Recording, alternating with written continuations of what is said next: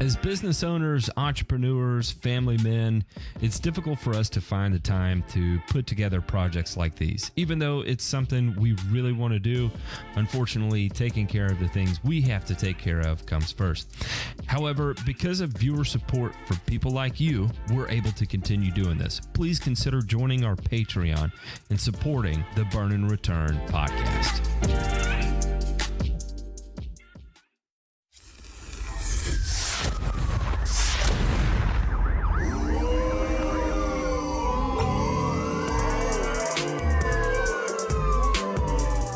You're listening to Burn and Return, a weekly 1-hour podcast covering news from the agricultural and turfgrass industries.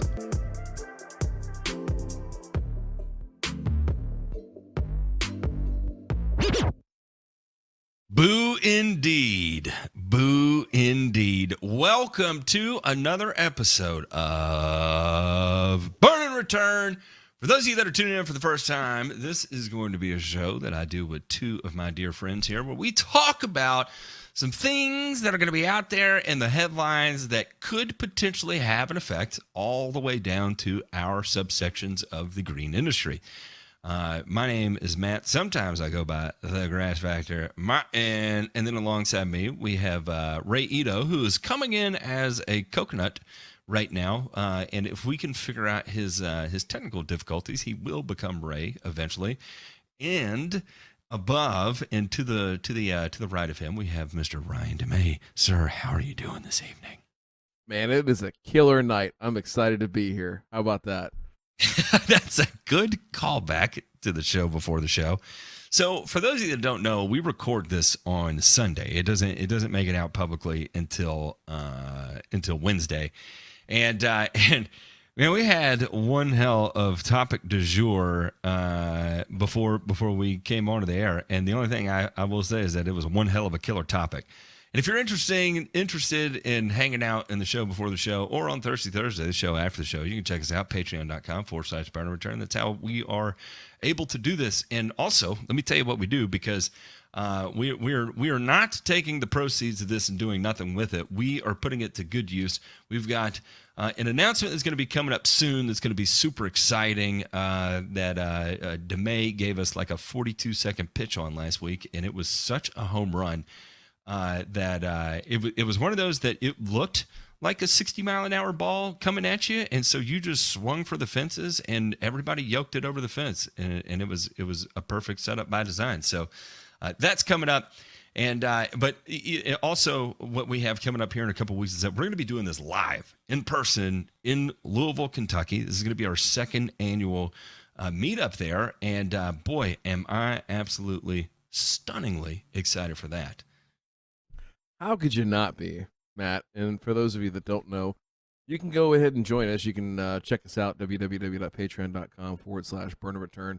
That's how you get access to all the live shows as we tape them, all the other participation. But it's the only way that you can be able to join us in Louisville, because it's a special event. It's closed off. I think we have just a few more spots, and I don't say that to create scarcity or put urgency to people, but it really is just a few remaining spots. And yeah, I think it is Matt, 3 too. Yeah, is it 3? 3 now? I think it's 3. Yeah, it's 3 because someone isn't able to make it with his wife. So we went from literally 1 to 3. Okay, well, bring your wife and your girlfriend then, and that'll take our 3, and everybody's happy. And then back to that killer pre-show topic. That's a good way to. That wasn't a callback, but that was the party. Hey. Yeah, right, no doubt about it. Let's get into this week's headlines. We're all gonna die. We're all gonna die. Sheila's gonna kill me. Nothing to fear here. This is just the news, and we're gonna get through the headlines here. But boy, oh boy, let me tell you, don't go anywhere for the burns, because as nutty as our headlines are going to be, our burns are going to make our headlines look like, well, burns. Governor needs to continue trusting science, not politics. This is guest commentary here from Santa Maria Times. Imagine if Congress, instead of the Centers for Disease Control, had been able to determine public health policy during the pandemic. What a terrifying scenario. It would be equally responsible and dangerous for the California legislature to create laws without any basis in sound science, but is trying to do so. Fortunately, Governor Newsom has demonstrated a consistent and highly laudable commitment to letting science guide his major policy decisions. From climate change policy to public health restrictions during the COVID pandemic, science has ruled as well as it should. The legislator professes to value science, but nonetheless, it has sent the governor a bill that conveniently ignores the scientific process and findings of both the U.S. EPA and the California Department of Pesticide Legislation, hundreds of health studies, and decades of review. Assembly Bill 2146 seeks to adopt restrictions on a class of pesticides known as neonicotinoids, which are used to combat a variety of pests, including mosquitoes, bedbugs, fleas, cockroaches, and a range of invasive species. Neonicotinoids are vital for protecting backyard fruit and citrus trees that help provide important nutrition to families around the state. AB 2146 is clearly misguided and unnecessary, and there is no scientific justification for it. Pesticide regulations should be decided by scientific bodies like DPR and not legislature. That is why DPR has an entire army of fucking scientists and why it was created in the first place. If concerned about that, the F word was not in there. That was my fault. I got sidetracked. If concerned about chemicals, the legislator should direct DPR to either undertake that was effing weird. Additional evaluation to provide more supporting information for its regulations. California's regulatory structure is grounded in science and is more restrictive than any other state.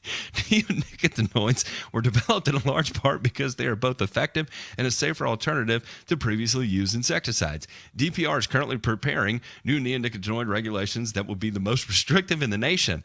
As a part of this process, DPR has already reviewed the current regulatory requirements for neonicotinoids in urban and home settings and found that additional action is not necessary. This echoes the findings of the EPA and its scientific advisory panels. Both the EPA and DPR have aggressive regulations and commitment to pollinator protection as appropriate. More anti-science mandates are unnecessary. And it goes on and it wraps up here. We trust that Newsom, with a simple veto, will keep neonicotinoid regulations where they belong in the hands of regulatory experts and scientists. I don't have that level of confidence, I'll tell you right now. But it's even though this is a guest, write up here, I think it's pretty easy to say that the sentiment here is that government should not be the one who's creating the rules here. Let the shit tons of money we pour into these scientific advisory bodies, do what they do best and execute the things we ask them to execute, namely like making sure we're protected and the environment's protected when we use these types of tools. Talk to me, DeMay, because when I wasn't sure how much sarcasm was in this as I was reading it, and I was kind of up and down, and I think it's real heavily laced with sarcasm, but I'm not sure. I mean, I think there's a little bit in there, but the biggest and most important thing is that they're trying to say that, well, we want to have science dictate this, and if you look at the bill, the way it's written, it gives an insurmountable amount of power to the state legislature. And I think that's the one thing that we're going to have to watch as we go forward here is in some of these states that want to push bans and start going down this road, what kind of power do they give to regulatory bodies versus legislative bodies? And that is the scary, slippery slope that we're on here. Without a doubt, I'm over here hitting buttons that I shouldn't be hitting, and I'm sure that's going to give Jay Pink a heart attack because we have enough difficulties on the technical side of things here. How insect interactions vary by height in turfgrass. This is from Entomology Today, and I'm not going to go through this with extreme detail, but there's a lot to kind of unpack here. Scientists who tricked arthropod predators of turfgrass pests into chomping on fake clay caterpillars have revealed how life and death struggles hidden in the greenery could result in a huge plus for natural pest control on lawns, golf courses, and sod farms. Experiments using the fakes in Bermuda grass, a key warm season turf grass, show that predators are most active close to the ground, according to a paper published this month in the Open Access Journal of Insect Science.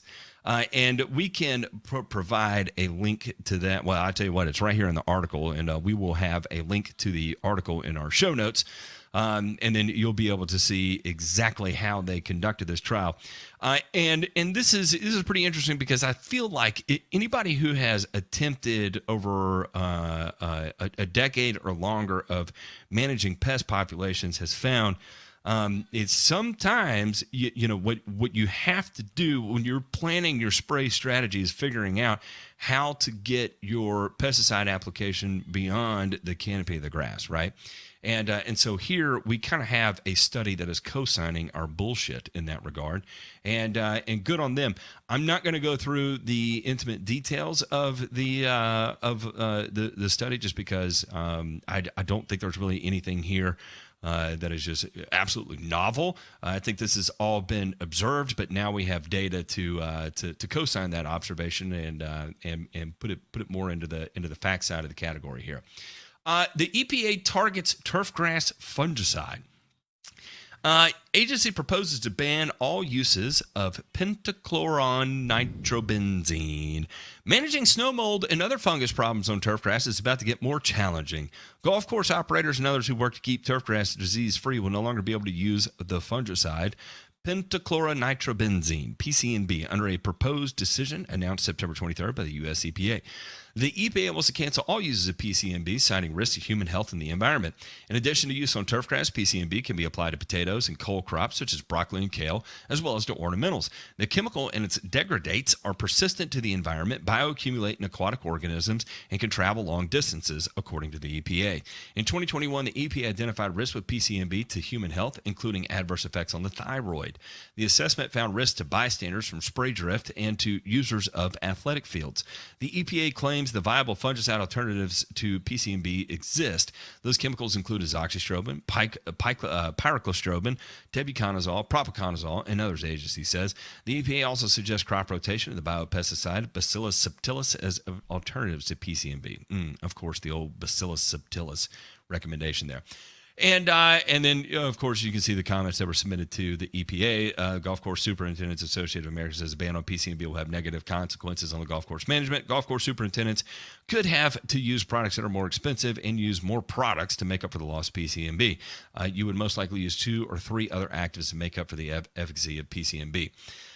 So anyway, this is still in the proposed ban section, and I do not know enough about this active ingredient. This is never an active ingredient that I've ever knowingly used, at least in residential lawn care. And in fact, it's probably not even labeled for residential lawn care. I could be wrong on that, but I've never used it in residential lawn care, so it's going to be hard for me to say.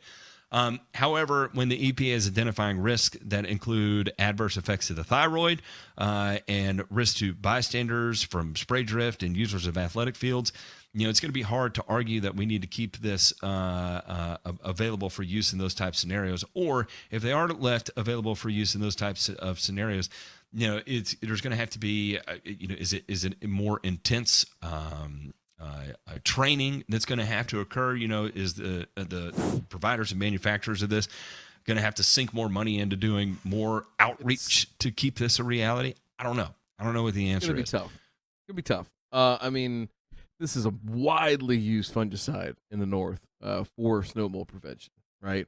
And it's incredibly inexpensive. It's incredibly effective. It's got some issues, from an environmental standpoint. So I can't say that I would be sad to see it go away, but I know it's going to hurt a lot of people, right? Where they're talking about, now you really do need 2 or 3 actives to make something work in these high pressure situations, right?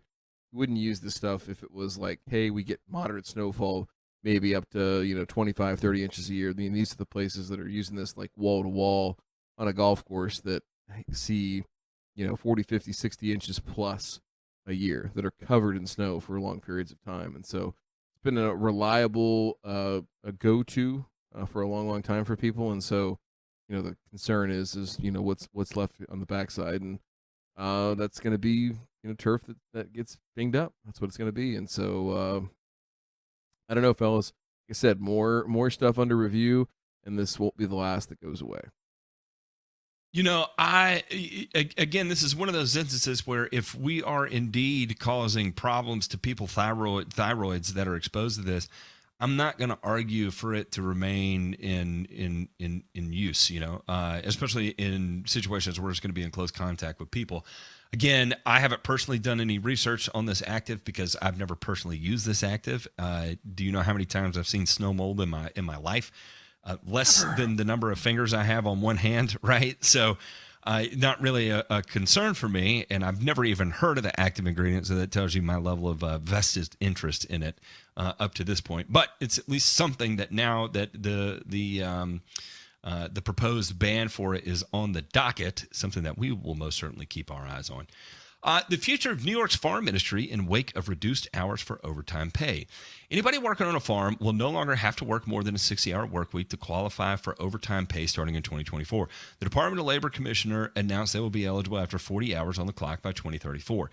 Farmers have concerns, but so do some workers we spoke to. Many who are immigrants and seasonal workers send most of their paychecks back home to family. So if hours are reduced because farms can't afford excessive overtime to complete a harvest, they lose money. For 22 years, Victor Hernandez has worked the Maple Ridge Fruit Farm in Wayne County after immigrating from Mexico. He worries this new law could soon cap his hours at 40 hours a week, making him lose money he sends back to his parents while putting his kids through college. To stay at 60 hours would be good because I can get more money to get a better life for my family. But this coming down to 40 hours, I'll lose 20 hours a week, which is a lot of money for myself. I'd be doing better to stay at 60 hours than coming down to 40. To make up for those finances, Victor feels he may have to work a second job, which is likely to pay him less than he does for farming another 20 hours a week. If I'm working 40 hours here, I'll need to go work another job for another 10 to 20 hours because I won't get overtime at this job. I'll need to make more money for my family and bills because everything is expensive. It goes on and continues on into this, and this is a double-edged sword, and I don't feel like there's really a winner in however this shakes out, right?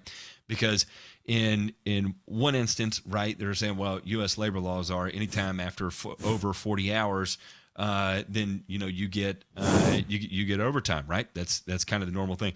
I will say that in salary positions, in certain states, anything over 40 or 50 hours, whatever the designated time slot is, you get half what your salary would be per hour as overtime. I know that happened to me at a couple places I work where you get paid half your hourly equivalent of your salary over 40 hours or 45 or 50 hours. I can't remember what it was.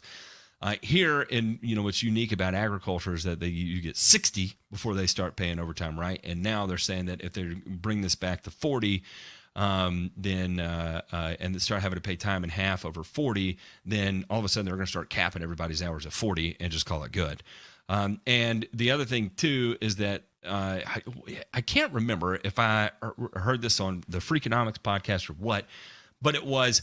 Is it more effective to pay fewer people more money with overtime than it would be to pay more people straight time?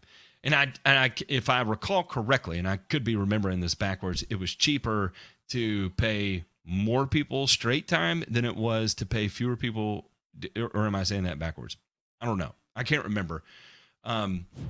But that was either going to co-sign or go against my own argument I had for the article here, and so I can't remember what the outcome was.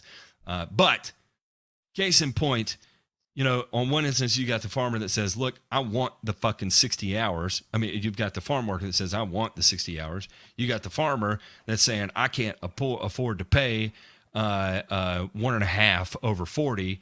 And so you're going to get capped at 40, and it's a lose-lose. So I don't know what the right answer is. Yeah, I mean that's the tough part here is that the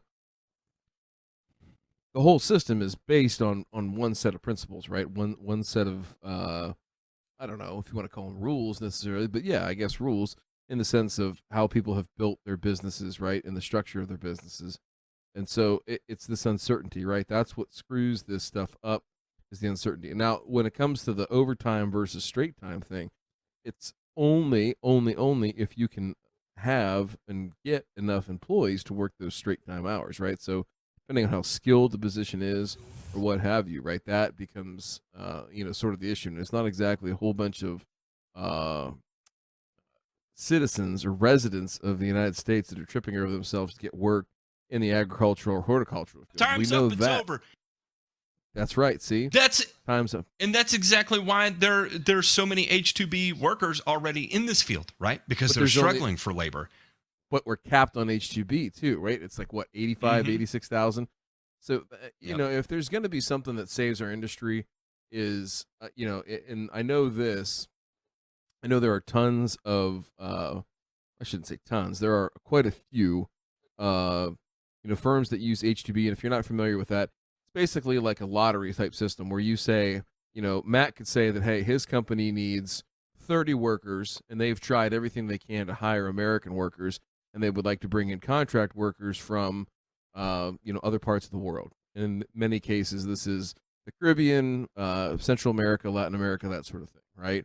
And it works out sometimes. It doesn't work out other times. There's I think, Matt, we've talked about here on the show, there's been several companies here locally that didn't get their workers and just basically said, hey, we're done.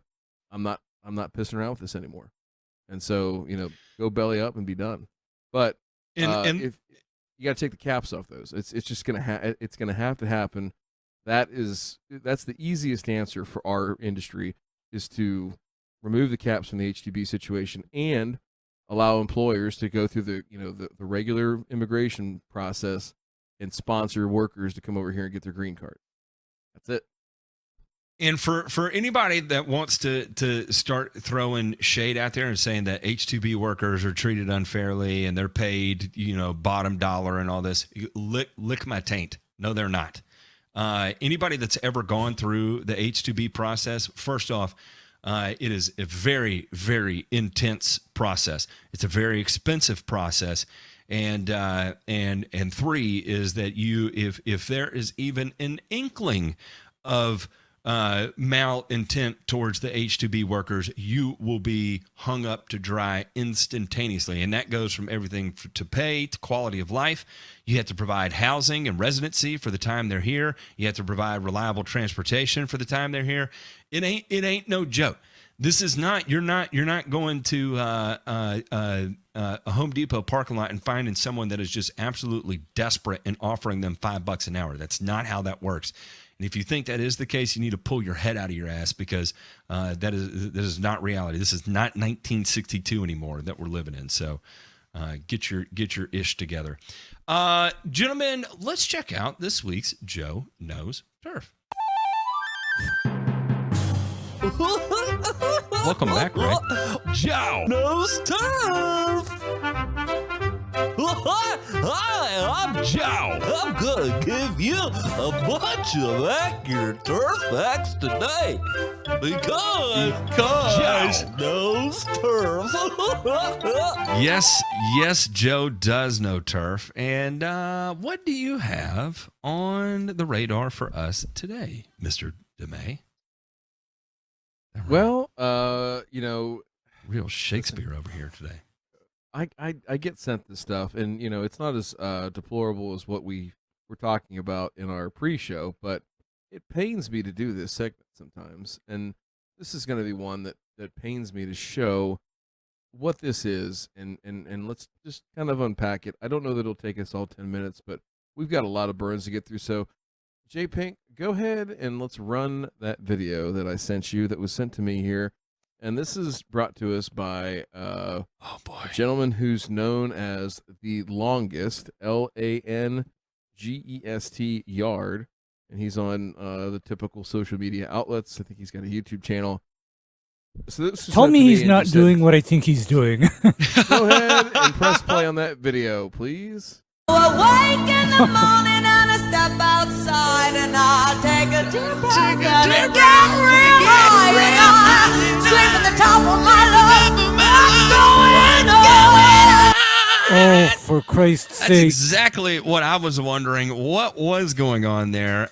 J Pink, can you mute that and just keep it running in the background so that way I can in the topic of pre-show, where I don't know, this might be the catalyst that sends me over the no more empathy edge. Is this right here? What are we watching here, DeMay? This is a gentleman that is spraying his lawn with his young, I'm going to say, under a year old. Is that fair to say? I'm not great at babies, figuring out height. I'm gonna say he's probably 10, 11 months old, maybe at the most. On the back, on the carrier, and he's spraying something out of a hose end sprayer all over his lawn. Now, hey, listen. Surely. Maybe it's just Humic 12 or something. That's rock juice. Even if it's not, is this the image that needs to be portrayed to the public and others? And maybe he'll come on here and he'll say, "Oh, this was a joke. It was a hoax. It was, me goofing around." This, that. Yeah. Listen,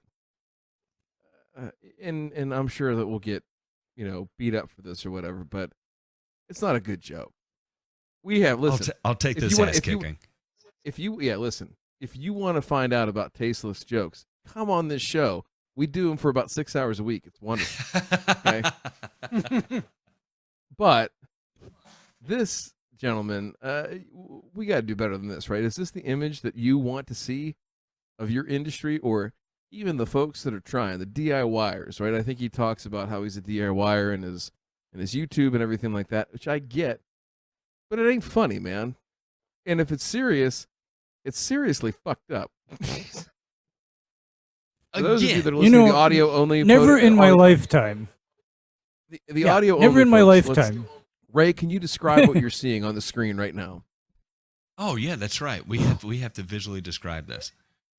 Okay, what I'm seeing is a man with a hose end sprayer misting Lord knows what into the air, and he's carrying a child. Now, the reason why this is alarming to me is I remember when I was about 3-4 years ago, and I got yanked by my arm away from a freshly sprayed field. Okay? I got yanked. What happened? And yet this so-called father thinks it's okay to expose his child to whatever's in that bottle. I mean, what is wrong with this?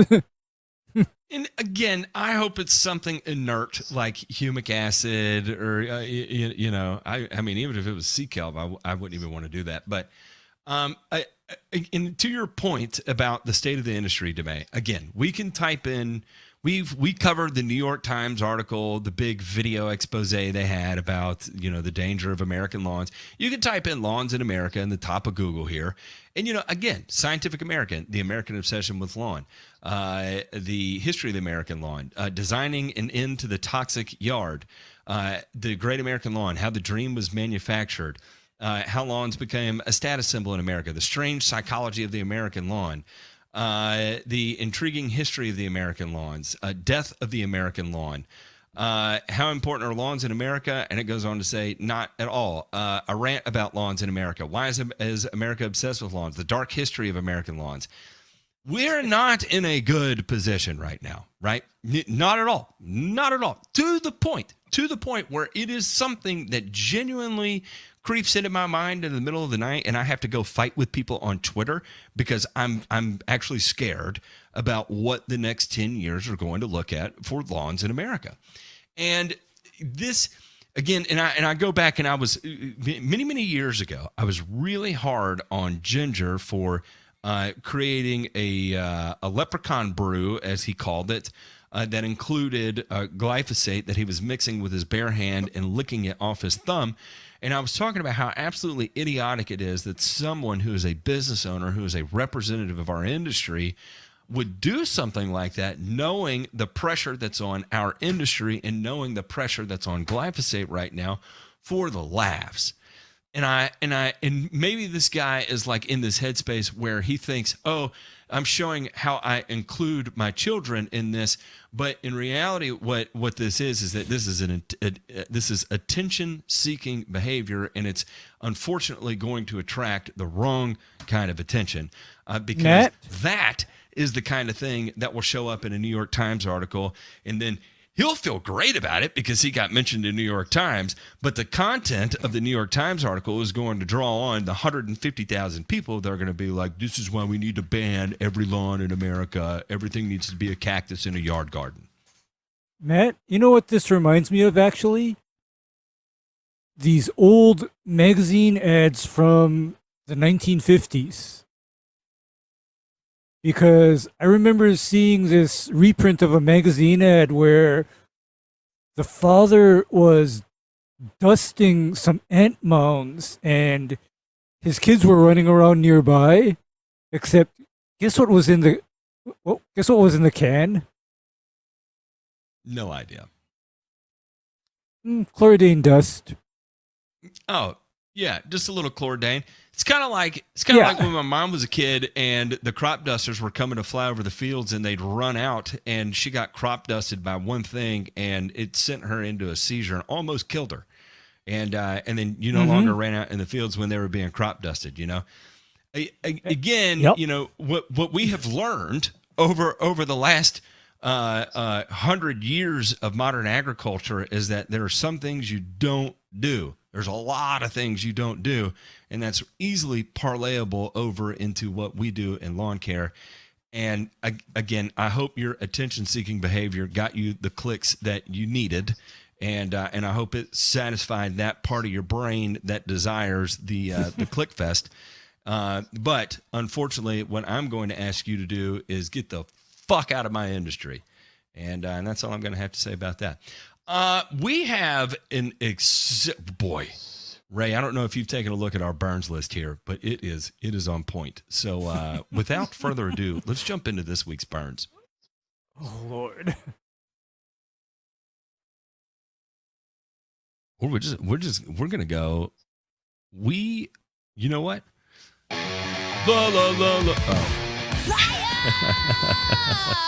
I was on the wrong one mentally. Shut up, Sheila. My shortcut definitely went straight to Frozen DeMay. It's okay. It's all right. The first one we are going to talk about here, and this is going to be a little bit of a twofer, so bear with me as I kind of go through both of these here. Actually, you know what, J-Pink, I see these are kind of out of order, and I'm reordering this as I'm going to start this first one, so bear with me as I kind of kill time here to get that adjusted. Okay, it should be good on your end now. The Wisconsin Department of Justice stands up for farmers by joining lawsuit against pesticide makers monopolizing the market. And let me get this out of here, is that this is a long time coming. And the fact that it has just now made it to the front page news is a little bit shocking to me, to be honest. I thought this would have happened a long time ago, but every year that passed, you're kind of like, oh, well, another year, no one's actually saying anything about it. The Wisconsin DOJ is joining the Federal Trade Commission in 9 other states in a lawsuit to stand up against 2 of the largest pesticide makers in the United States. The suit alleges the companies are monopolizing the market and harming farmers. A release from the DOJ states a lawsuit filed Thursday in the U.S. District Court of Middle District of North Carolina accuses pesticide makers Syngenta and Corteva of using loyalty programs to force generic competitors out of the market. The program rewards distributors with rebates for selling these companies' products on one condition. The distributor keeps sales of comparable generic products under a low threshold. According to the DOJ, the normal process of the pesticide market allows companies such as Syngenta and Corteva to develop, patent, and register active ingredients in their products and take advantage of their commercial potential for several years. After those protections expire, generic manufacturers can then enter the market with the products with the same active ingredients. The DOJ says the competition for the generic products causes dramatic price reductions, which helps consumers and farmers. But Syngenta and Corteva are allegedly skirting around the competition by incentivizing distributors to sell their products even after their protections have expired. The complaint says these practices cost farmers many millions of dollars a year. Hardworking Wisconsin farmers shouldn't have to pay improperly inflated prices for crop protection products. I'm proud to join the FTC and 9 other states in working to hold Syngenta and Corteva accountable for their alleged anti-competitive practices. All right. Now, I've got a little bit of inside baseball here, and without a doubt, 100%, what Corteva and Syngenta are doing is, I don't know the legal side of this, right? But I can say that from an ethical standpoint, it is sure as shit on the shady side of things, right? And first off, to be a distributor and even distribute Syngenta and or Corteva, you have to agree to sell X number of millions of dollars. And it ain't like $1 or $2 million. It's in the 8-figure millions of dollars, and in the mid to high, in the mid range of 8 figures, in order to be able to carry that. And here's the thing: is that if you miss, you don't get to sell it anymore. It's gone. It's done from you.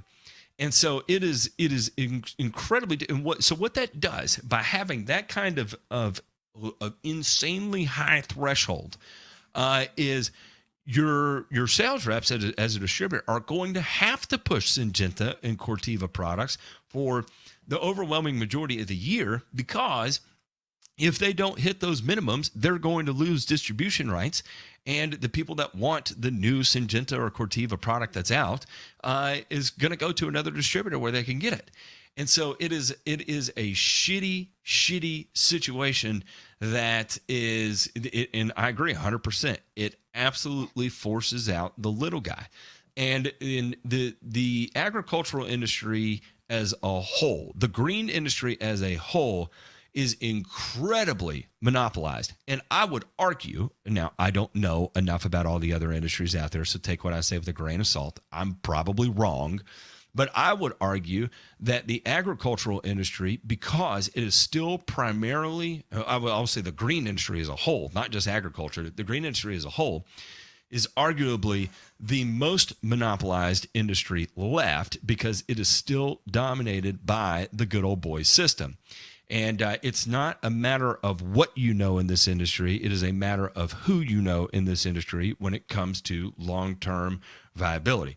And in fact, you can get through an entire career not knowing a effing thing about growing a plant or growing a crop, whether it's corn or turf grass or a sports field or whatever the case may be. You can skirt by without knowing a damn thing if you know the right people and you just don't fuck up enough.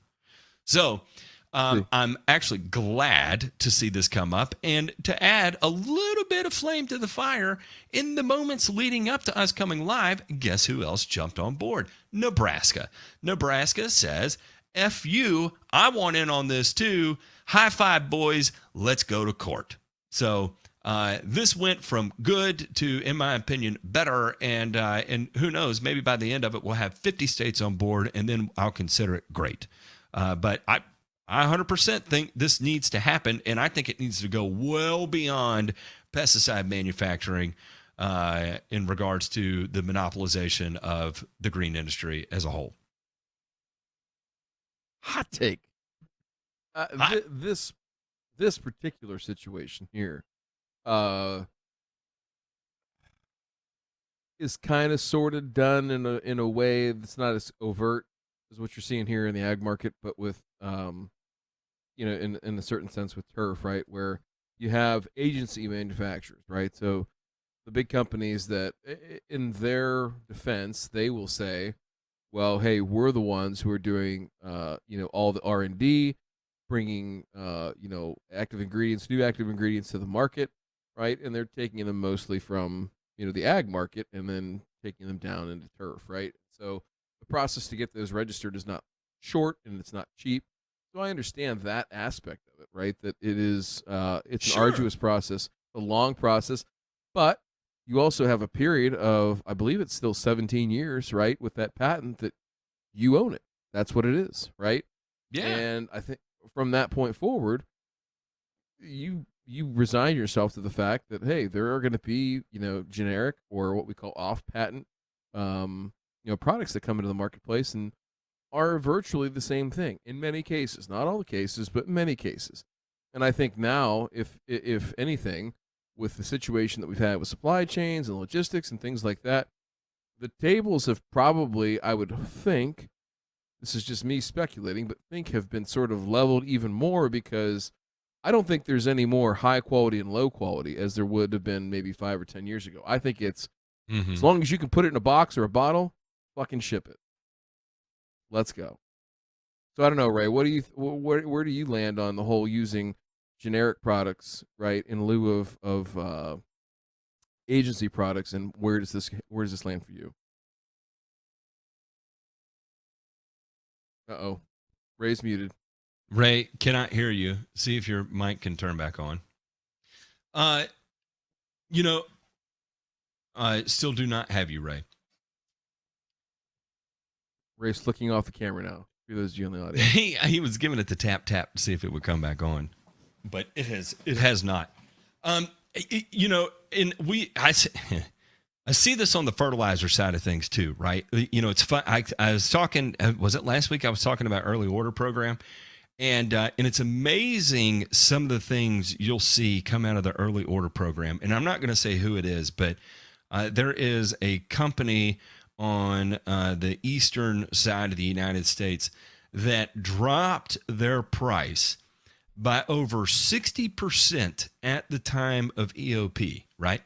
And knowingly, this is sold so far into the loss. They are taking such a gigantic loss on this. But the only thing I can figure out is that because of the shift in the way that when you're buying commodities right now, no one is being extended credit. And any credit that is extended, it's very, very, very short term, and it's very, very high interest, right? And my thought is that they're selling it, allocating X number of tons at a shitload of a loss purely to tie up cash flow so people aren't going to go buy other things, right? So it's lock up that cash flow because they know if it's locked up here, they can't go and make those other commodity purchases, because they're not going to have the free cash for the lack of terms that are existing out there. They're like, look, we'll give you terms and we're going to discount it to holy hell. Sign it up right here with us. And then you can go, you're not going to be able to go anywhere else. And it's this weird kind of thing that's taken place. Is it illegal? I don't think so. Is it ethical? Probably not. But it's these strange games, and I'm sure this happens in other industries, and I'm just not ingrained in it enough to be cognizant of it, right? But where we used to have, and I'm going to use hypothetical numbers out there. We'll say, this time 30 years ago we had 20 manufacturers. Now we're down to 2 comparatively, and that's probably pretty accurate in terms of ratios. I'm not saying there's literally 2, but a reduction by 10, by 10x less number of manufacturers. And that's not because they just shut down and went out of business. It's because of accumulations, right? And acquisitions. Again, the big one to point at here is, you remember Agrium that used to be around? Remember Potash Corp that used to be around? Do you remember Coke Turf and Ornamental that used to be around? Do you remember Turf Care Supply that used to be around? Those don't exist anymore. Now you've got Nutrien. Now you've got Allied Nutrients, right? And this has been happening over and over and over and over. And what happens is that before long is that you're all buying the same thing from the same people, but it used to come from 10 different people. Now it's only down to 2. And it's just weird. And I don't know if that level of monopolization occurs in any other industry like we see here right now. How many places in the United States can you get phosphorus from? Okay. You've got Mosaic, right? That's the last one that is a U.S. company that's going to be dealing with this. If you want sulfate of potash, how many companies in the United States are you going to get it from? You got 1. You got Compass Minerals. That's it. That's it. If you want potash in the United States, potassium chloride, where are you going to get it? It's coming out of Nutrien. That is the only one you're going to be able to get, unless you're tendering a 110,000 ton load from overseas somewhere. That's the only method of competition we have left in North America. And it's just weird that it's been reduced and allowed to be reduced to this point. Wouldn't the whole function of government to be to prevent monopolization to occur with this? I don't know. It doesn't seem like they're doing a very good job, but at least now someone's standing up and saying, all right, we let it go for way too long. We need to do something about this. All right, listen, we've been talking about the food supply being in tight order for quite a while now, and I want to point to a couple of things here that are just, again, there's going to be more things that you hear coming down the pipeline that is going to affect it, and is going to, again, when we're talking about inflated food prices, I'm not going to say shortages are going to show up here in the United States. It might be for this particular crop, but what does exist, we're going to see just exorbitant prices continue to climb, and add that to our CPI. Cherries. Deep frozen sour cherries from Coughlin. Turns out they are contaminated with pesticides dimethoate and omethoate. And the product K-Classic freshly harvested sour cherries, deep frozen 750 grams with the best before date of November 2024 is affected. The batch numbers are LP2145DL7 and LP2145AL7. And oops, we got a little bad deal with the herbicides here. And these particular pesticides are linked to Parkinson's disease, childhood leukemia, increase of liver and breast cancer, type 2 diabetes, asthma, allergies, obesity, and endocrine disorders. Malformations, premature births, and growth disorders can also be attributed to contact with these pesticides. Yeah, I don't know where that came from. Ray, talk to me. What is dimethoate and omethoate? Okay, dimethoate and omethoate are straight from the 1960s. Ooh. What those are highly systemic organophosphate insecticide miticides. And so good and safe. Yeah. Well, here's the thing is I'm very well familiar with the acute toxicity of something like dimethoate or omethoate because, in fact, dimethoate was actually one of my standbys up until about year 2000. I used to use a lot of dimethoate because imagine this, Matt, on a tree or a shrub, inject a few milliliters of the 4 pound per gallon concentrate into the root system of the tree. Say bye-bye to the aphids. Yeah, I was going to say, it sounds like an application of dinotefron or something. Yeah, exactly, except there were some precautions. However, it is very not surprising to see dimethoate and omethoate on fruit trees because a lot of the actual fruit growers and producers will tell you, for example, they don't like pyrethroids and neonicotinoids in their orchards. They don't like them. Because oftentimes what happens is you apply the newer chemistry and you are creating problems for yourself. Whereas something like dimethoate or omethoate, I know for a fact that you do that, you will not have a spider mite flare afterward. Yeah, and how this ends up in the and here's the other thing too, is that they did catch this and they did get out ahead of it, and they do have a recall. So at least that part is working, right? And that's exactly what food producers are supposed to do, and they did it, and they got it, and now it's off. So, but in terms of anybody who's out there in big fans of frozen cherries, get ready because you're about to feel the heat on that one probably. Well, go ahead. I was just going to ask. Would you rather have a bad batch of cherries or a bad batch of acid? As someone who has partaken in the latter, No frozen cherries? Have a bad batch of cherries. I love cherries. Oh, I love cherries. I'll take bad cherries all day long. But let me tell you, you're really flirting with never coming back on a bad batch of acid. That's all I'm saying. Trust me, DeMay. Trust me.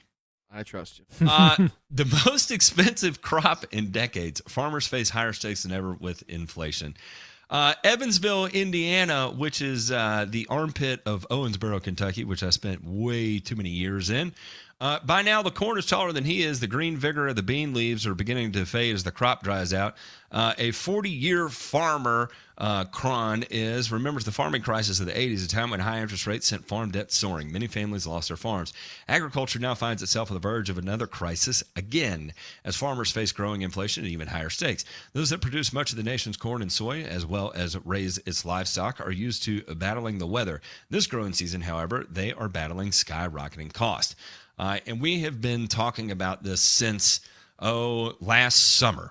And it's not just fertilizer prices, it's pesticide prices, it's crop protection prices, it's seed prices.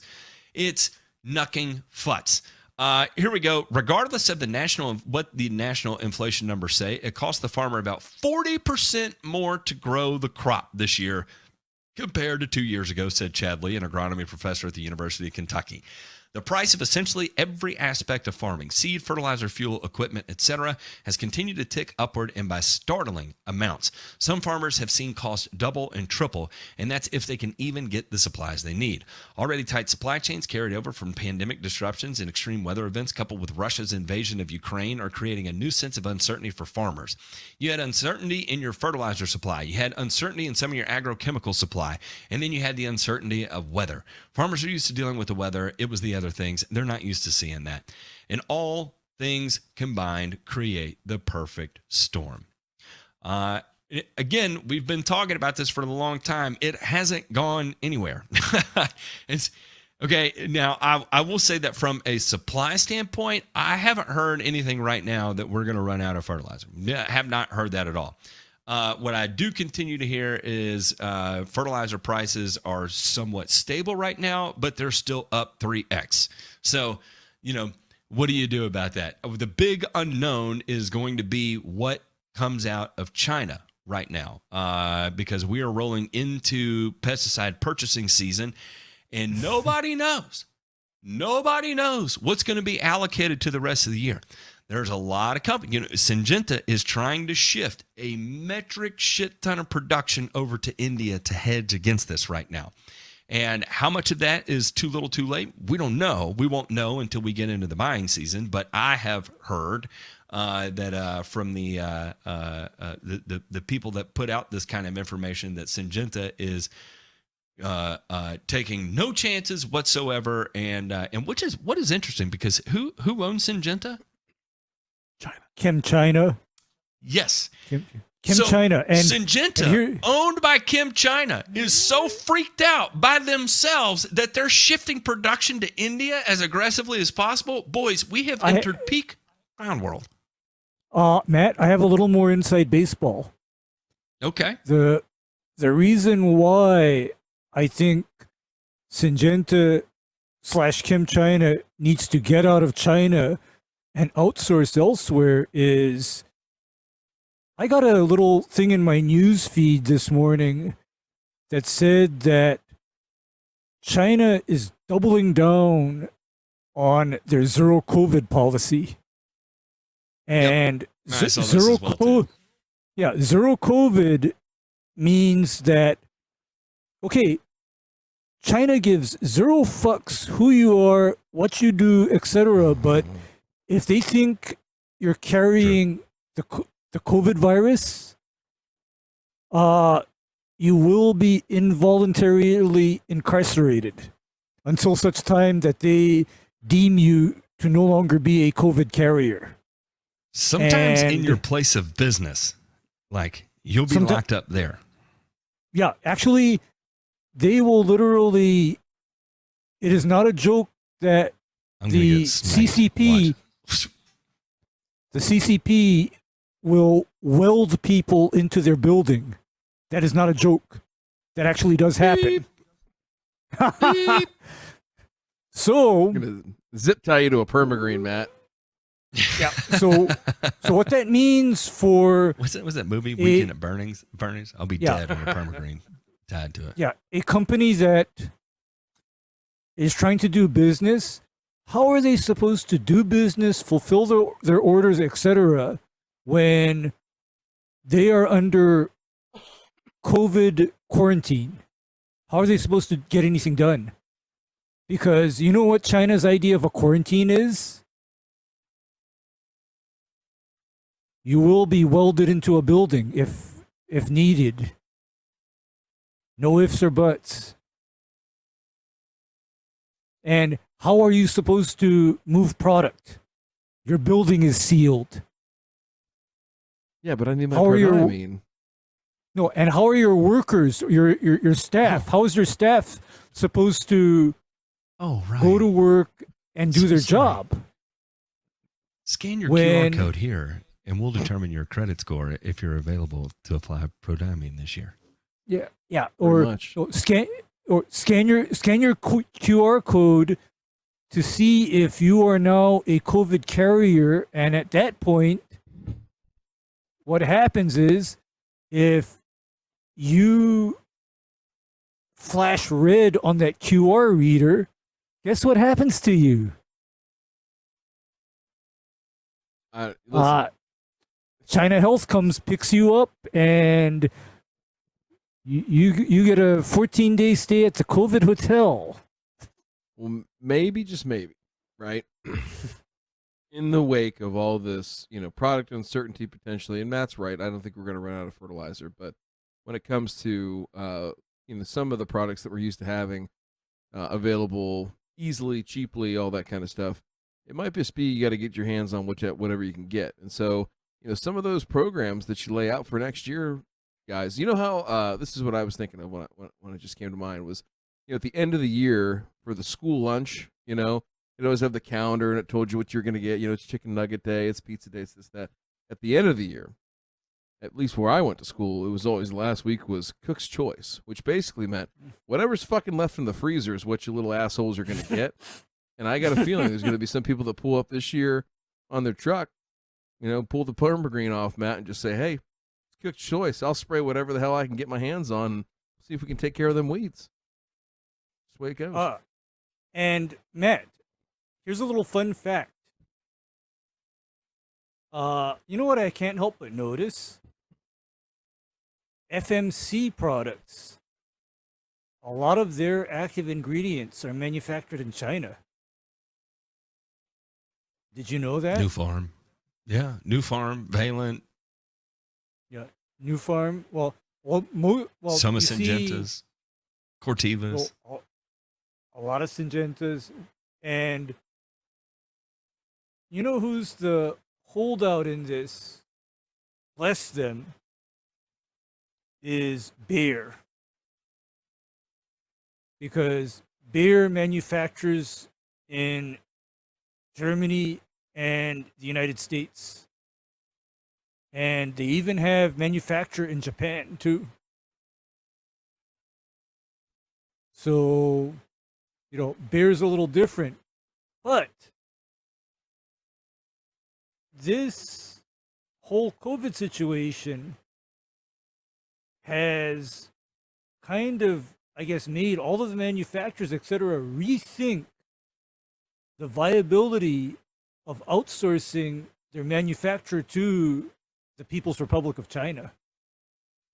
I think this has made them think a lot because, you see, with COVID,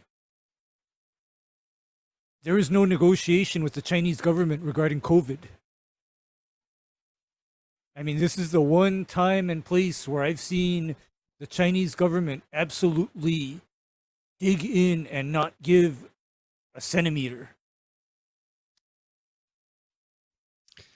I don't know. We'll see how it shakes out, because I promise we will be here to armchair quarterback the holy shit out of it. That is for sure. Some farmers are hesitant to go organic, and I can't say I blame them. In the 1970s, when George Naylor said he wanted to grow organic crops, the idea didn't go over well. Back then, organic crops were an oddity designed for health food stores and maybe a few farmers. I told my dad I wanted to be an organic farmer, and he goes, ha, ha, ha, Naylor said, noting it wasn't until 2014 that he could embrace his dream and begin transitioning from standard organic crops. But over the decades, something unexpected happened. Demand for organic started increasing so fast that it began outstripping the supply produced in the United States. Now, a challenge has emerged. It's not getting consumers to pay the higher prices. It's convincing enough farmers to get past their organic reluctance and start taking advantage of the revenue pouring in. Instead of growing to meet the demand, the number of farmers converting to organic is actually dropping. Last month, the U.S. Department of Agriculture committed up to $300 million to recruit and help more farmers make the switch. $300 million. It feels good. Doesn't mean it is good. The organic certifying organization Oregon Tilth, referring to the government help, it's a milestone in the arc of this work. Schreiner, who has helped the Oregon-based organization since 1998, said expanding technical training is important given the vast differences in farming land conventionally and organically. Schreiner noted that one farmer told him that converting a conventional farm was like asking a foot doctor to become a heart surgeon. The key difference is the use of synthetic fertilizers and pesticides, blah, blah, blah, blah, blah. And all right, so I'm not gonna lie. I'm not gonna pipe on and on about this. There's probably if there's this is one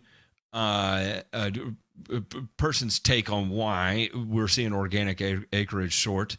In reality, is that there's probably something a little bit more going on than just this, and a lot of that could be the amount of labor it takes to utilize organic farming.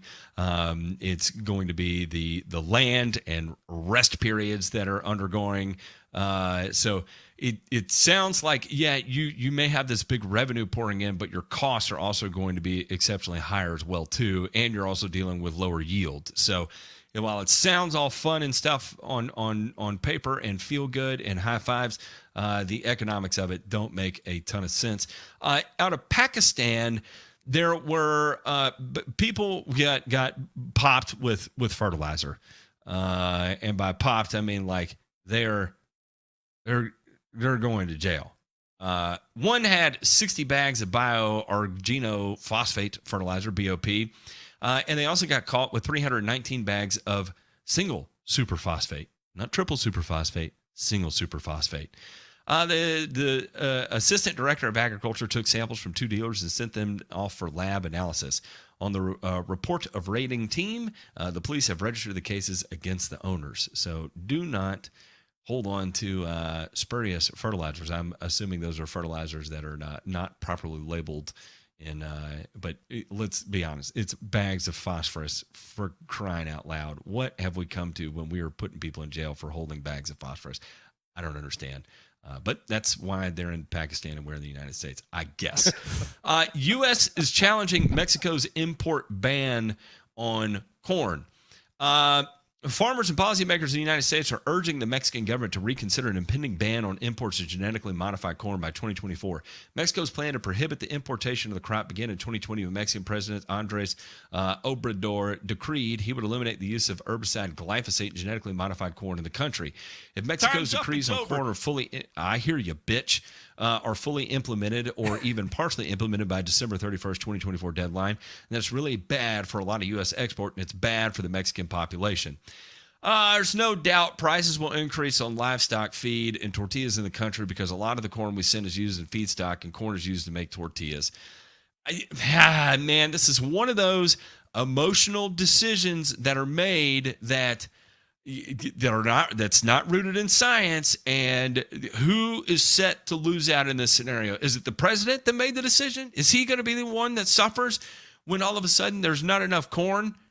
Or is it going to be the average everyday Mexican that's just trying to fucking survive out there in the world, that all of a sudden we're not your country's not importing it anymore because it feels bad on the emotional level, when we don't really have any data to say it's bad in the reality level of things. I'm sorry. This is I hate to say it, murderous in my opinion. Yeah, this is. And okay, I want to know what is the actual downside of a corn, field corn plant that happens to be containing the BT gene and contains the Roundup Ready gene, because if it were so bad, whoops, I guess last week's dinner should have killed me, because I did have a corn tortilla. I did have a corn tortilla, and I'm still here, okay?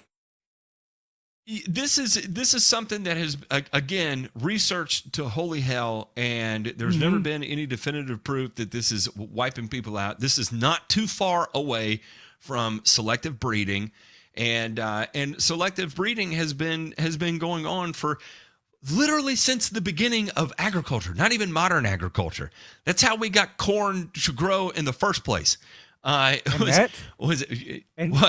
here's one more thing, is that, did you know that most fruits and vegetables, or specifically vegetables, have been selectively bred to resist pests? And do you know how they're bred to resist pests? How's that? Okay, these vegetables are selected due to their alkaloid and toxin content in their foliage and stems. And so here's the thing. Did you also know that children are inherently sensitive to a lot of those toxins and alkaloids? So, I don't get too upset about a kid that doesn't like broccoli, for example, because that broccoli has been selectively bred to be distasteful. It's been bred, but it's gonna yield. Yeah, but it's gonna yield. It's gonna resist some pests, and that's an example of something where, because we're dealing with non-specific, non-selective toxins versus what's been engineered into, say, corn or soybeans, for example, there's actually more unknown effects because it has never been actually tested. Whereas, do you know how much testing they've had to do for BT carrying corn? Tons. They've had to test the heck out of it.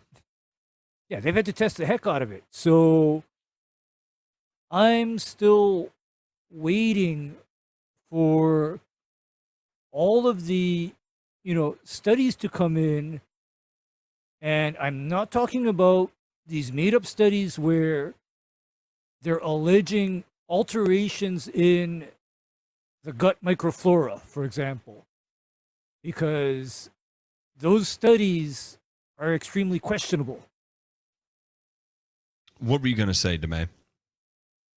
I was just going to say, in thinking about this, in researching it just a touch, I mean, like, this, there's a deep-seated issue with Mexico and using corn that is Roundup Ready, for example, and or GMO crops. And so, this definitely wasn't out of left field, but it's definitely something that there's still not a lot of science behind what they're doing. And the biggest fear, from what I'm gathering, is that the USDA is not convinced that there is enough of the yellow corn, which is like for livestock feed. There's not enough of that is non-GMO or non-Roundup Ready that is going to be available in the world marketplace for Mexico to rely on. So again, do you press food insecurity to satisfy your political agenda? Do so at your own peril. Welcome to 2022. I mean, in a nutshell, that is just you add that to the whiteboard of the shit we're seeing these days that make you want to literally bang your head through a plate glass. And you see here's where it's going to get really interesting is that I think we talked about it on a previous show. Here goes Mexico on a crusade against GMOs and glyphosate. Yet, my God, I know Mexico as the country that still has all the crazy pesticides that are literally banned in the United States and Europe. So how does that all equate, Matt? You're You're wrong. You're wrong, Ray. You're wrong. What's the reality is that when you see those lawsuits in the United States, it's glyphosate. In Texas, grape growers believe dicamba from cotton is killing their grapes. And some tissue analyses would be able to confirm this, but right now it's just purely speculation, and they're arguing about it. And hopefully, there's going to be some actual testing that has taken place rather than just immediately jumping to sue the shit out of BASF because or Bayer. I mean, it's just I don't even understand why this is on the news. Test it and confirm it, and that will be your answer. You can point at the leaves and say, "Oh, well, it looks cup to me." That's fine. Test it, and I'll co-sign all your bullshit that you want about this of going after them and raising hell. But until then, just speculating that, man, this looks like dicamba damage to me. Well, there's lots of things that could look like dicamba damage, and let's be honest about that. And pretending like it looks like it and it means it, and then you just go to hell. I know of two insects that cause that shoestringing and cupping of leaves. One is leafhopper, and another are certain species of mites. I was going to say mites. I've seen mites cause a lot of cupping before too. Yeah, cupping and shoestringing, right? I mean, because. However, here's the thing: is I also want to go back to that whole scenario regarding responsible application of something as powerful as dicamba. Because on a dicamba-ready crop, you are literally applying it at a time when other crops are at risk. Because normally, dicamba is an early season field cleanup type of a product. Now they're doing it in season where all the other surrounding crops are up and out. So your spray drift, my gosh, you really have to keep tabs on your spray drift, for example. There's no doubt about it. Anybody that's played with it knows it ain't no joke. That's for sure. The last one here we're going to talk about, and I just bring this up to this is one of those particular instances that could drive pressure on livestock like we have never seen before, because boy, it falls right in line with it. The Nord Stream rupture may mark the biggest single methane release ever recorded, the UN says. The ruptures on the Nord Stream natural gas pipeline under the Baltic Sea have led to what is likely the biggest single release of climate-damaging methane ever recorded, the UNE environmental program said on Friday. A huge plume of highly concentrated methane, a greenhouse gas far more potent but shorter-lived than carbon dioxide, was detected in analysis this week of satellite imagery by researchers associated with the UNEP's International Methane Emission Observatory, the organization said. This is really bad, most likely the largest emission event ever detected. This is not helpful in a moment when we absolutely need to reduce emissions. And the reason why I bring this up is remember that we're already, think about everything that's going on with livestock in the EU right now. Remember everybody being mad at the cow farts, and now all of a sudden that whatever progress we think we've made is now gone in a flurry. And could it, and this is purely speculatory here, could this be a catalyst for even tighter, or I'll steal DeMay's phrase here, to increase the velocity of change, that we have to undo even more than we intended on having to do because we've got Nord Stream, which was bombed, polluting the environment at an even greater alarming rate than we ever knew in a single event. And we're all going to die. And that's when I read that, that's immediately what starts popping into my head because that's what they want me to think. So I don't know. I mean, that's I'm being conspiratorial here. I will admit that. Let's get through the winter in Europe first and see how things shake out before. I think they should call a moratorium on all energy policy related decisions until about 8 months from right now. Yeah, I've got a feeling a lot's going to be proposed. That's going to be DOA, and that's just a hunch I have there. That's enough bad news. We're all going to die. Mm-hmm. Go ahead, Ray. Just seal it up for us here and make us really hate our future. What's going to probably happen is I want these woke leaders to look their constituents in the face and say, you're all either going to freeze to death or starve to death, because natural gas and energy is also used to keep houses warm in the winter. Right? I mean, are we going to tell people, due to climate change, no more natural gas heating, we're going to also reduce electricity production, so X number of you is going to have to freeze to death this year. Yeah. That's if you don't starve to death first. Got to figure out what the conversion rate is on methane release to deaths due to exposure. We'll calculate that up later. Calculate that out. Yeah, how much methane is project this year is produced by say 10,000 corpses, all decomposing. Oh boy! And still in this week's returns, right? Yeah.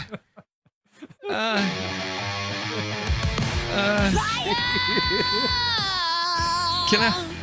Is that? Yeah.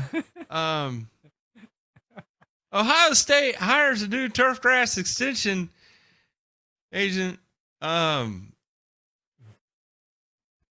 Is this going to be one of the 10,000 core? I don't get him. No.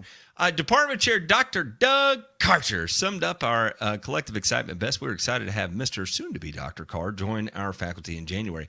His extensive relevant work experience in professional sports, turf, and golf course management will help make meaningful connections with our turfgrass industry stakeholders and ensure that his extension and research output is relevant and impactful. Tyler is also engaging. This is Tyler Carr, by the way. Tyler is also engaging and team-oriented, so we expect to have him as a valuable contributor to our department. Currently, Tyler is finishing his PhD at University of Tennessee under the advisement of Dr. John Sarakin. His dissertation focuses on methods to hasten zoysia establishment from sprigs. I like it. He received his master's, and his thesis was determining water use in various home lawn systems, and has a bachelor's degree in turfgrass science and management from the University of Arkansas. Tyler's experience is not limited to solely academics. He's spent time on the ground crews with the Cincinnati Reds, Boston Red Sox, and Chenal Country Club. Additionally, he's an active member of many local, national, and international turf associations, including the GCSAA, the SFMA, the CSSA, and the Tennessee Turfgrass Association, the old TTA. So excellent. Do you know this guy, DeMay?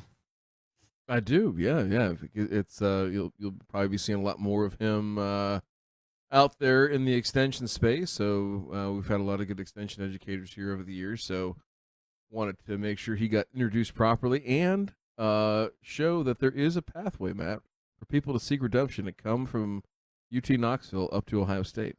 This motherfucker right here. Yeah. Why be number 9 in the nation when you could be number 3 in the nation? Well, we keep reveling over your victory over Rutgers there. That looked real fucking impressive. You guys beat by. Sought for you can't lose if you don't play, DeMay. There's a method to the madness here. Applications sought for grants under Fertilizer Production Expansion Program. Grants will increase innovative American-made fertilizer production, spur competition, and help U.S. farmers address rising costs. The U.S. farmers and agricultural producers who apply for grants under the FPEP, the Fertilizer Production Expansion Program. The administration recently announced it's making $500 million, up from $250 million in grants available through the program to increase American-made fertilizer production, spur competition, and combat price hikes on U.S. farmers caused by the war in Ukraine. The Fertilizer Production Expansion Program is one of many ways the Biden-Harris administration invests in the agricultural supply chain right here at home. This funding will bring production and jobs back to the United States, promote competition, and support American goods and services. Under the leadership of President Biden and Vice President Harris, the USDA continues to create a resilient, secure, and sustainable economy to support opportunities for local businesses and people across the nation. The program is a critical part of that effort. Applicants may apply until November 14, 2022 to receive priority for projects that increase availability of fertilizer and nutrient alternatives for agricultural producers to use this crop in the crop years 2023 and 24. Applicants may apply until December 29, 2022 to receive financial assistance to significantly increase American-made fertilizer production and spur competition and combat price hikes. The application window supports applicants who need more time to make additional capacity availability. So good. This is good stuff here because we were just talking about a lack of what is the word? The monopolization of the fertilizer industry. Here we're seeing active investment into try and undo some of the tribal bullshit that has occurred up to this point. Now, I'm going to continue to look at this with some sideways eyes, just because of I know some of the people that have gotten grants so far, and they are very deserving of it. And I know some of the people that have gotten grants so far, and they are not very deserving of it. And that, I think that shakes out with all grants, right? Not every one of them can be a home run, but some of the winners in this instance that have the potential to do really good things would be Anuvia, and another one would also be Pivot Bio. So two rock star companies there that get to take advantage of this and continue to do what they have to do to drive up additional supply. Boston bans artificial turf in parks due to toxic forever chemicals. Artificial turf is made with several layers, including plastic grass blades, plastic backing that holds the blades in place, and infill that weighs down the turf and helps blades stand upright. Until recently, infill was always made with recycled rubber tires called crumb rubber. However, independent and EPA testing found the materials contain high levels of dangerous chemicals. It seems kind of nonsensical to put ground-up tires in a field where children are playing. Some companies have begun using cork as infill, but the industry has said the grass blades and backing cannot be made without PFAS.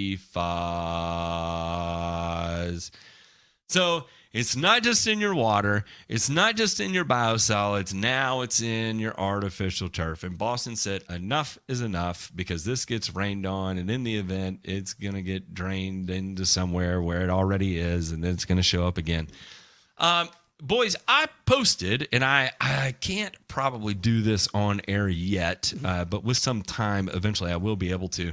And what I am specifically looking for is I have not been able to find an industry standard of what an acceptable level of PFAS in fertilizer is. And specifically, I'm talking about biosolids. I have found limits in water. Obviously, the concentration in fertilizer is going to be greater than it would be as it gets watered and then diluted down. So I don't know what that looks like. But what I can say is that these biosolids that came from somewhere within the United States have concentrations that are, 2,000x what the legal EPA recommended detectable levels are in the biosolid content. So, 2,000x is no small number, and so far that is the only. And I put out the bat signal that if you use biosolids, contact whoever is your producer of biosolids and have them provide you a PFAS test report. I've gotten one. I'm not going to say who sent it to me, and I'm not going to say what company it came from yet. I've got to work through the legality of that myself, because I could. Let me tell you, I'm all for committing career suicide, but I don't want to get sued for something I don't know what the legal detectable levels are first, and I need to figure that out before I start name calling and pointing fingers and all that fun stuff. But I will say that as compared to water, these levels were 2,000 levels greater than what's allowed to be seen in water. So wow, pretty high shit there, if you ask me. DeMay. Well, I was just going to say, I know you've dealt with artificial turf. Has PFAS in artificial turf made it onto your radar yet? Or is this the first you've seen of this or heard of it? No, I mean, there's some pending regulations in California, statewide, that would ban or put a moratorium on this. Several smaller communities within the Northeast, in particular, have taken a hard look at this. I think that's why and how it got on Boston's radar. So, going to be interesting because we just had an article last week on our show about how many turf fields Boston Parks and Rec actually had in their system, and so now they're either going to have to find somebody who can make it without PFAS in it, or convert back to natural. I don't know, but I'll be interested too about what the. So here I've got this here. Because I've been curious about this on the fertilizer, and we will have to go into this on another show. But I'm reading that 20 parts per trillion is a drinking water standard, and then there are I'm reading areas that are that have this stuff detected in wells and stuff like that are above 90, which constitute an imminent health hazard. And some of these wells, this is in the Northeast, and this is kind of why it's such a big deal, is that they're detecting levels 102 to 150 parts per trillion. Some of these locations. This test made those numbers look like absolute chump change. What? Yeah, we weren't at parts per trillion. We were at parts per billion. Oh, son.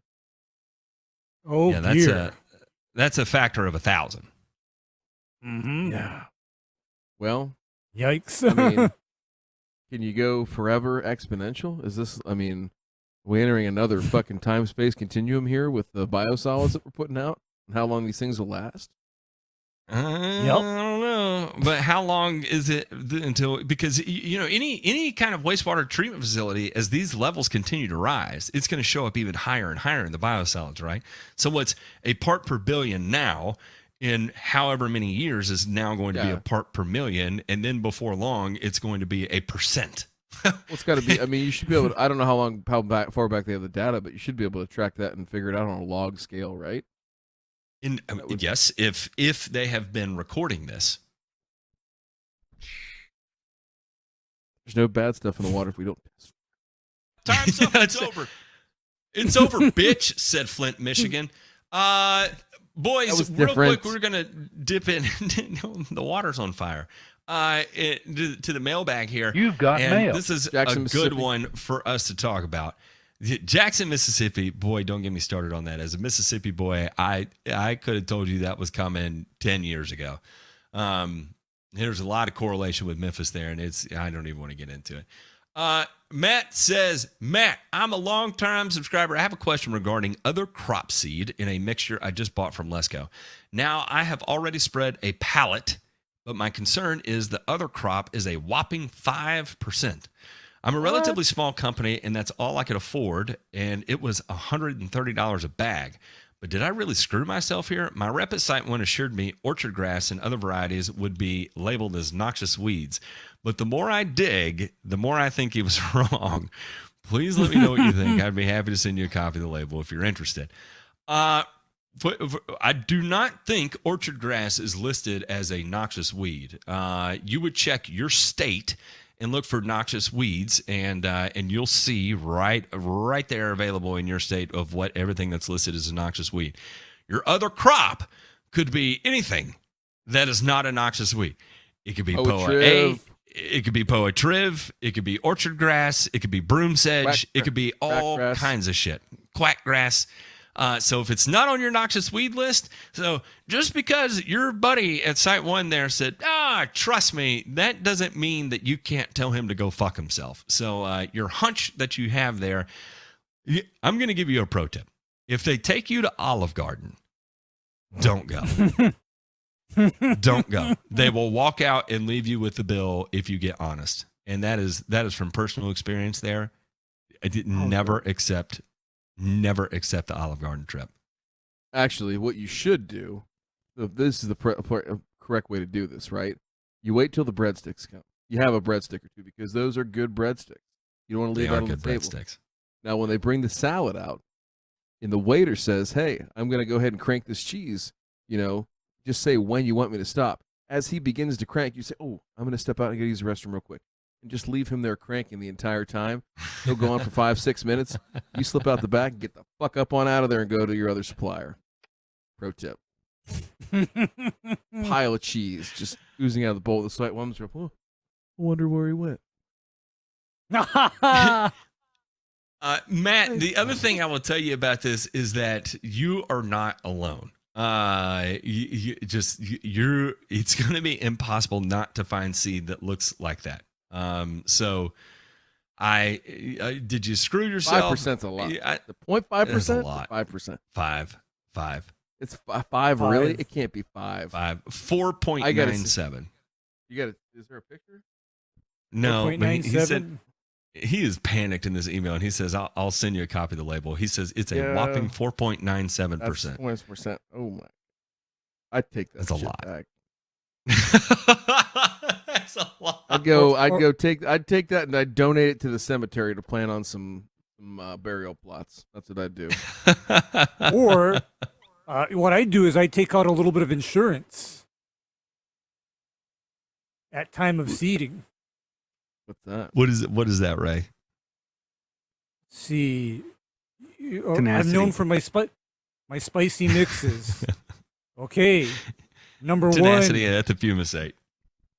Ethifumicate and quinclorac. 1, 2, 3. Oh, yeah. And that should forestall some of the foreign species, to a point, so at least your job is not a total dumpster fire. Because I feel for this guy because he's put out all of this grass seed and now he has no damned idea what's going to come out of it. I feel for him. I'd get rid of that. And he's already in for $130 a bag. Now that's going to prop him up to probably somewhere closer to $200 a bag. And, you just put it on the consumer. You tell him, hey, I get this stuff or I get this stuff. This is, the top of the line stuff. And it's what I'd use if it's what I'd recommend. But, there's some customers a little more you're cost conscious and times are tough. So this is the shit. This is the cans that are at the end of the line that have no fucking labels on them, and I don't know what's going to come out of this goddamn can, but you damn kids are going to eat it and like it, you little shit stains. This is one of those learning experiences where you get a pallet through and then you realize, like, oh, God. Lord. Oh, God. Hope that quack I feel for you, man. Together, Please send us a picture of the label, mail at thegrassfactor.tv. And yeah, maybe we'll actually put Site One on Joe Knows Turf. Who knows? All right, boys, we are going to go hang out with the boy, that was a funny phone call I got when I bad talked them for an entire Grass Factor episode, by the way. Oh, man, funny. That was actually before I got the Olive Garden treatment. I'll never forget that for as long as I live. Kudos to the regional vice president that walked out on my Olive Garden bill, by the way. It was real classy of you. We're going to go hang out with the patrons. Let them choose this week's episode title. Love y'all. See you Thursday.